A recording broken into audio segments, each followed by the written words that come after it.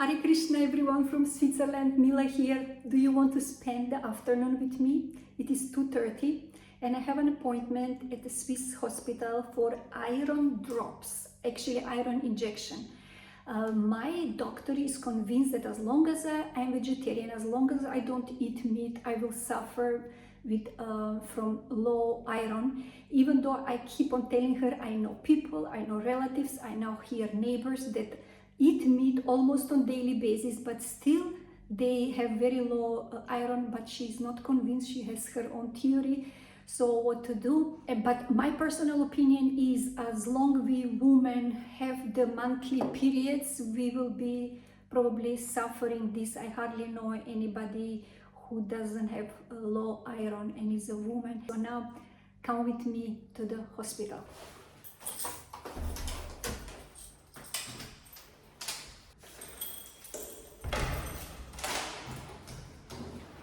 When I was in India and I came back, I saw that actually the company that rents the apartment whitewash all the interior of the building. It's now beautiful and clean. They also installed this big screen to display the police, emergency and fire brigade phone number, as well as outside temperature and bus timings. I personally think this is a waste of money. And last week they also started putting up scaffolding to paint the outside of the building. This is a little small open library here. Maybe I should bring one time Bhagavad Gita. Everybody can drop a book here and anybody can also come and pick up a book and read it and either return it or keep it for himself. I just got this idea. Maybe next time I put Bhagavad Gita here. And this is the center of the city Zug where I live. Over there is the place where I'm getting my iron injection. It's 5 minutes to 3, so I'm Swiss time. All appointments in Switzerland have to be packed on time, no late. Before getting the iron infusion, I had to read some terms and conditions and sign that I agree. I have been thinking, even if it is true that vegetarians are usually anemic, they lack iron, even if this is true, I would never start eating meat again. It was long ago I stopped, and I will never do it, even if my health depended on that, because I don't see the logic why should I make myself feeling better on the cost of other lives.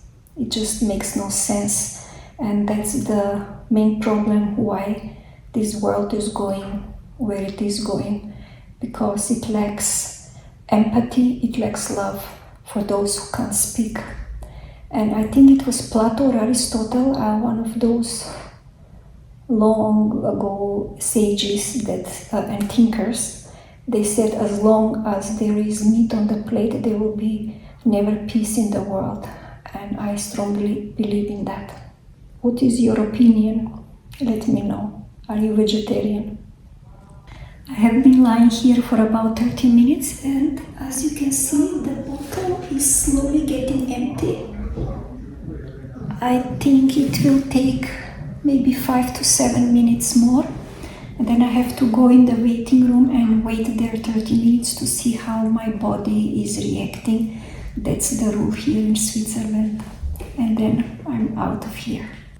Then I plan to go to the Indian shop to buy gulab jamun powder, and then to one more store. And then after I go home, then we will cook together some dinner. Hare Krishna. Actually, a dinner that was proposed by a friend of mine, something that I have never made. I have to do research. I think it's coming from South India, that preparation. The name was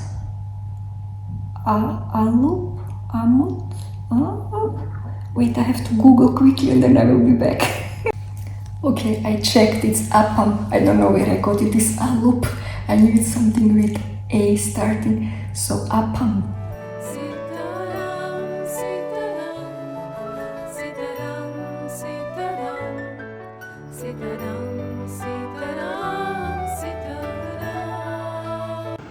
Now the last stop before I go home is to go to the supermarket, because my fridge is totally empty. So this is the place where I usually go to shop. Migros is a big supermarket chain in Switzerland.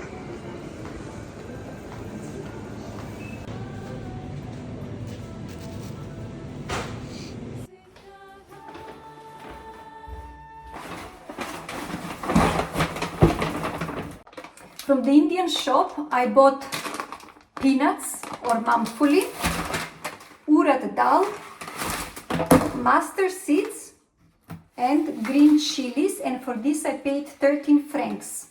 And then the last stop was the supermarket to buy fruits and vegetables because, as I said, my fridge is empty. I bought salad, then 2 kinds of cheese, cottage cheese and Philadelphia cheese, 250 grams of butter, bell pepper in 3 different colors, yogurt. This is with chocolate flavor and this is natural yogurt. This is like Amul cream. Bought brown rice, corn, beans, sweet potatoes, bananas, apples, 1 liter of milk, few potatoes. For this I paid 40 francs 35 rappen. A few moments later. So friends, let's make now the appam. When I was looking for a recipe for appam in the internet, I found so many, and many of them were instant appam using rava or suji, but I chose to make more the traditional way by soaking rice and dal and fermenting and so on. So that's why before I went to the doctor, I soaked 1 cup of rice, 1/3 of urad dal and 1 tablespoon of chana dal. It has been soaking now for 3 hours as per the recipe. So now it's time to proceed further. As per the recipe, I have to add now 1/2 cup of curd or dahi inside. Okay.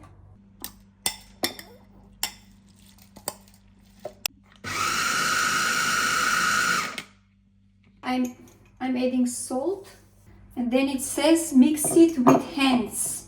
I guess this makes the fermentation process faster, but it's still grainy. Please, I'm really super curious to know if it's okay to be grainy, the dough for appam. According to the recipe, we have to let it now ferment for about 3 hours. So while it is fermenting, I'm gonna chant and read Mahabharat. Come with me and read with me. So I'm reading this version of Mahabharat retold by Krishna Dharma, and I absolutely love it. I'm hooked from page 1 when I start reading. I just can't stop. So let's start from the beginning. The first chapter is called The Birth of Kuru Elders. Ambika peered curiously into the mirror as her maidservants finished adorning her in preparation for her nuptial bed. She had lost none of her beauty despite her months of mourning. Her skin was flawless and as white as milk. Curling jet black hair framed her oval face. Bow-like eyebrows arched over her black eyes, which were carved like 2 lotus petals. There was a knock at the door. Ambika looked up shyly. The door opened and a tall man entered. Ambika's blood turned cold. This was not Bhishma. There in her bedchamber stood an ugly and filthy ascetic. His teeth were only slightly less black than his complexion. Around his waist was a soiled loincloth, his only garment. His hairy body was encrusted with dirt. Without any delay, he came towards her and sat by her side. She instantly recoiled from the foul stench emanating from his body. Who was this person? She knew of no brother-in-law other than Bhishma. She prayed to the gods that she might lose consciousness, for how could she endure this fearful man's touch? As he put his hand on her dress, she closed her eyes, barely able to repress her urge to scream. Do you know who that man was or is? Let me know down below in the comments, but I know 100% everybody knows who that is. And you know, Satyavati blamed herself for this situation because of her greedy father. Her father was a fisherman, and she was also engaged in that service of rowing travelers from one side of the river to the other. And one day, as she was waiting for passenger, for travelers, there came the King Shantanu, and he instantly fell in love with her. And he immediately went to her father and asked for her hand, for his daughter. But he said, okay, under one condition, if you give the kingdom to your son. But then he was very dejected because he already had a son, and he thought, no, how can I give the kingdom? I cannot betray my son. And then the fisherman said, okay, then I can't give you my daughter. And Satyavati herself was very much in love with Shantanu, and for days and days she was praying to the gods to arrange marriage with Shantanu. And then one day, Devavrata, who was the son of Shantanu, without Shantanu knowing, he came to the hut where Satyavati lived with her father. Devavrata said, he would not accept a wife, but would maintain lifelong celibacy in order to secure his father's happiness. He said he was ready to renounce all personal enjoyment. Now you see how selfless Devavrata was, just for the happiness of his father. I mean, I read this every time and my hair stands on end. How we see in Kali Yuga how children are really, they don't care about parents, let alone giving up their own pleasure for the pleasure of or pleasing or serving their parents. This is so amazing. So only then Satyavati's father agreed to give Satyavati in marriage to Shantanu. And now what is amazing is that Satyavati recalls that when Devavrata made this vow, it is written that flowers had rained from the sky, and the thunderous voice had echoed from the heavens, saying, from this day his name shall be Bhishma, one of a terrible vow, somebody who never breaks a vow. This is how Devavrata got the name Bhishma. Okay, now later on, still Satyavati is trying to convince Bhishma to break the vow. She said now their circumstances changed, but he said no. And while they are discussing this, Vyasadeva comes out of the room of Ambika, and Satyavati is asking him, so how was it?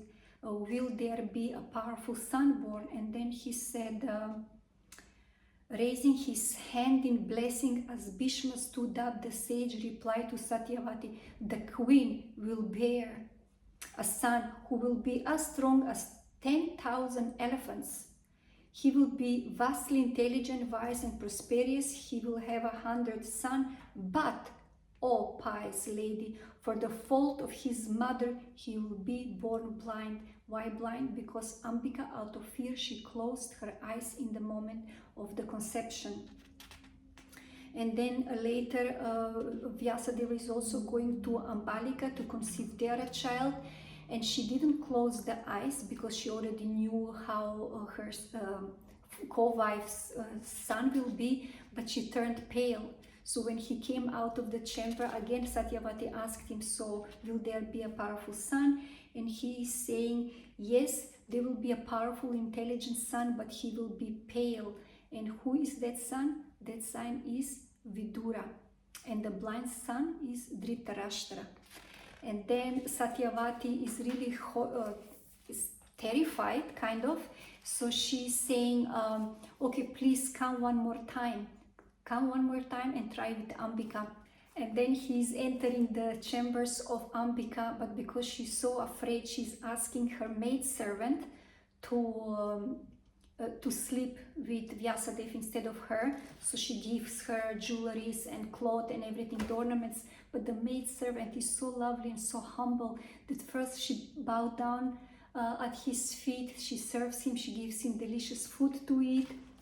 And then she conceives, and when Vyasadeva is coming out, again Satyavati is asking how will he be, the son who will be born, and then he's saying, Again, Satyavati was waiting outside the bedchamber. Vyasadeva told her, the queen deceived me and sent instead her servant. That simple girl received me with all respect. She will therefore bear an auspicious child. O mother, I shall now go and continue my asceticism. I will return when you need me again, but I will not beget any more children. And then he vanished, leaving Bhishma and Satyavati reflecting on her words. And then, who was the child that was born from that maidservant? Vidura. And so on. This is really amazing. Mahabharat is such an amazing book that we can learn so much and apply in our daily life, how to be truthful, righteous. When we give a vow, we don't break those vows, and so on and so on. So if you haven't read Mahabharat, I strongly recommend. I hope I could ignite a little bit curiosity how the story goes on, even though I'm 100% sure you know much better than me. So now let's go on with the appam. Hare Krishna.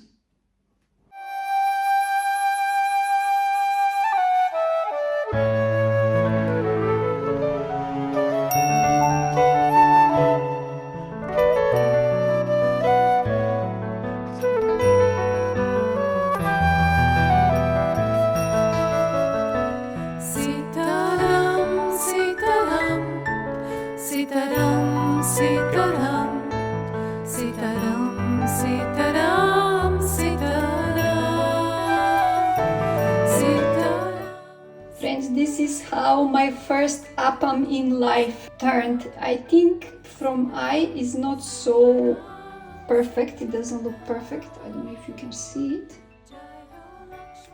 But let's offer first to Krishna.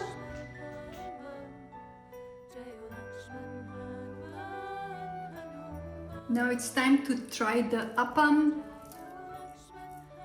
You know, they are very crunchy on the outside.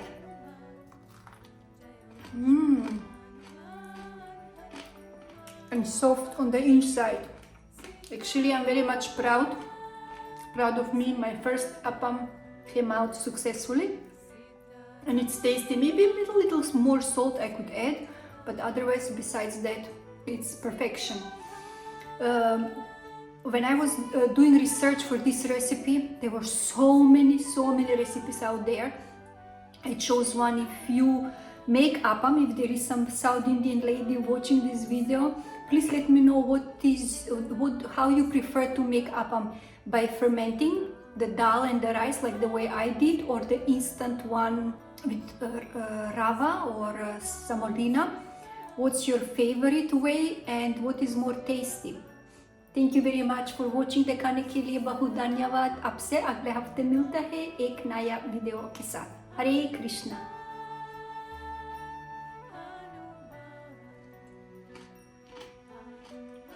Really crunchy and soft at the same time.